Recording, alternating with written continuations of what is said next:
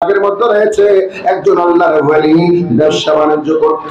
ব্যবসার মধ্যে তিনি একদিন ওনার একটি মাল, একটি কাপড় বলে গেলে কাপড়, ছিঁড়া কাপড় বিক্রি করে দেন।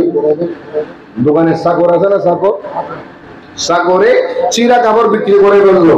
মালিক আসছে নামাজ পড়ে, মালিক এসে বললো হিসাব দাও, হিসাব নিচ্ছে। বলে চিরা কাপড়টা ছিল ওটা কোথায়? বলো হুজুর এটা কি করে ফেলছি, বিক্রি করে ফেলছি। আমার মতো আপনার মতো মালিক হলে খুশি হতো না নারাজ হতো?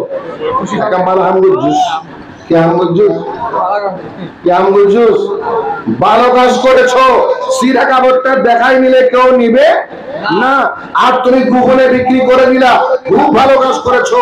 কিন্তু ওই মালিকটা বলে, হে আমার চাকর শুনো শুনো, যে কাপড়টা ছিঁড়া ছিল, যে কাপড়টা ছিঁড়া কাপড় ছিল বিক্রি করে ফেলেছো, ওটা আমার জন্য হালাল হবে না। আমি সেই ইনকাম খেতে পারি না, সেই উপার্জন আমার জন্য যথেষ্ট হবে না, আমার জন্য জায়েজ হবে না। শোনো শোনো শোনো, সেই ইনকাম আমি নেব না।